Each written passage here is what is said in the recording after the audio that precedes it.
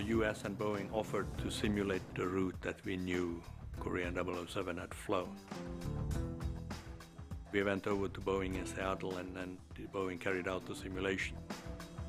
Waypoint number 2, 59 degrees, 18. Retracing Flight 007's steps in a simulator leaves them with a few possibilities. One is that a mistake was made while entering the coordinates into the INS. 60 degrees, 47.1 north. Normally the co-pilot would insert the waypoints and the captain would check that the correct digits have been put in. 60 degrees, 47.1 north, check. Misprogramming the INS at the gate could have taken the plane over the Soviet Union. Okay, let's try the flight in heading mode now. A second, less likely possibility is that after programming the waypoint navigation system, the crew may have failed to turn it on. After takeoff from Anchorage, the aircraft would have used a constant magnetic heading to get to the route. It's a standard procedure to begin a flight using a magnetic compass heading for direction. Soon after takeoff, pilots must activate the navigation system so it can lock on to the first waypoint. And if it was forgotten in that constant magnetic heading, it would continue over Soviet airspace. The magnetic heading would have kept the plane flying in the right direction, but along a very different route than the one planned. Captain Chun was a distinguished pilot with years of experience. Forgetting to switch the autopilot to INS mode would have been an astonishing error. At this point, Frostel can only speculate why Flight 007 was off course. But what's even harder to understand is why the Soviet Union would risk starting a war by shooting a plane down. The Soviets resorted to deadly force to punish this intruder. It's like shooting the paper boy in your front yard at night because you think he might be breaking into your house.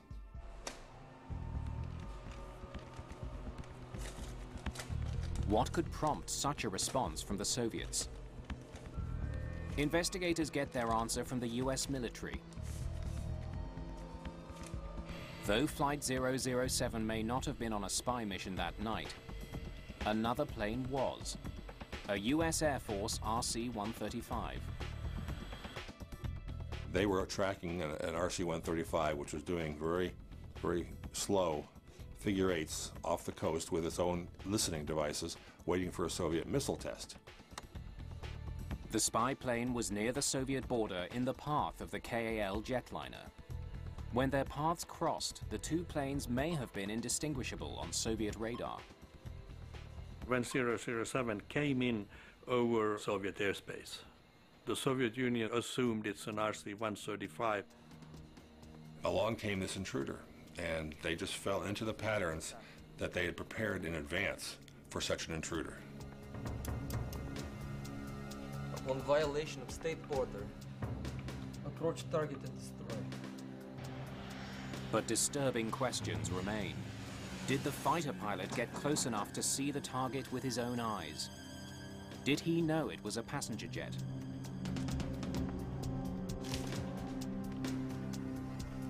Requests to speak to fighter pilot Gennady Osipovich are refused. And for the time being at least, those questions are left unanswered. In December 1983, less than 4 months after the disaster, ICAO releases the findings of the investigation.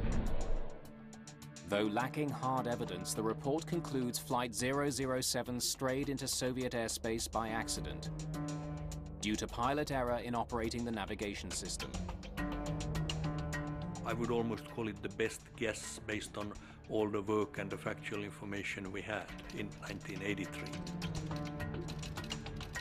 For them to summarize that the plane was there by accident, as far as I'm concerned, that's not the answers we wanted to hear, and we believe that there was further investigation to do.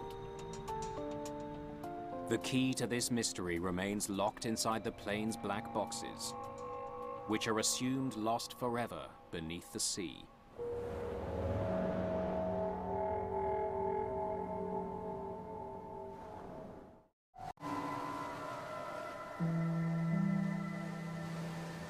In the months following the KAL disaster, unidentifiable human remains wash ashore in northern Japan.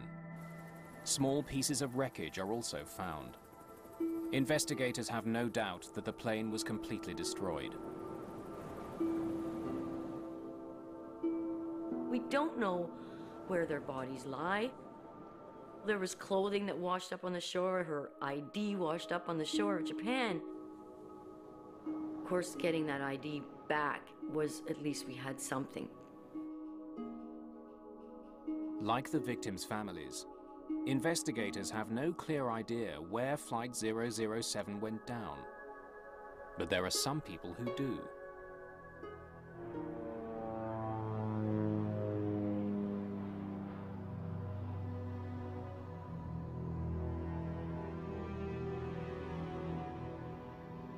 Top Soviet officials are hiding the fact that 1 month after the incident, not only did they find the wreckage, they also found the all-important black boxes.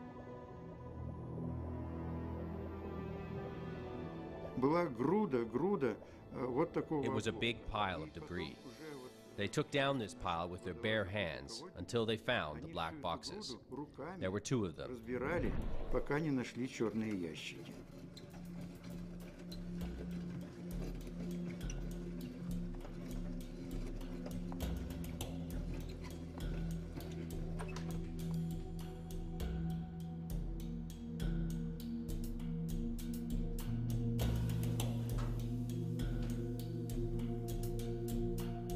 But the Soviets keep the boxes to themselves. The information is kept locked away.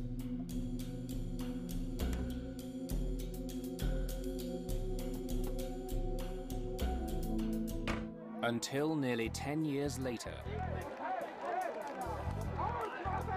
after the turn of the decade brings a jubilant end to the Cold War, Glasnost ushers in a new spirit of openness in Russia.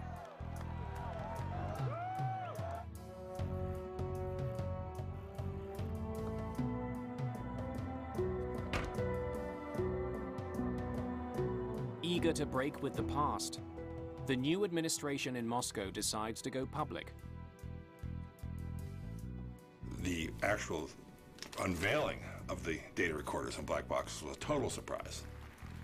And suddenly this new material promised some real answers. So I knew they're gonna tell me something. I wanted to have the facts from the tapes and then see how does those facts compare to what we wrote in 1983. In 1992, during official ceremonies in Seoul, Russian leader Boris Yeltsin hands over the long-awaited flight recorders. I was approached by KGB general, and he told me that you probably don't know me, but I have had the recorders for 10 years. I had them in the safe in my office. I knew it was a big international secret. It bothered me tremendously.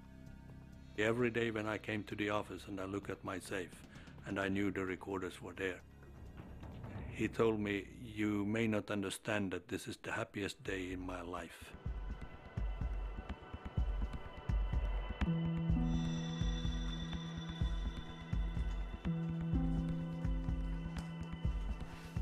Kai Frostel is asked to lead the new team of investigators based in Paris.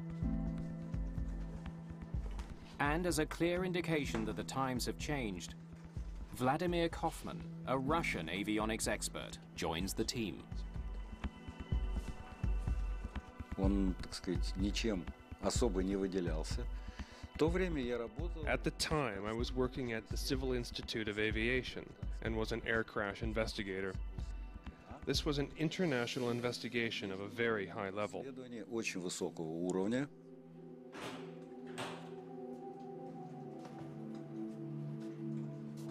Their first task is to make sure the black boxes are authentic.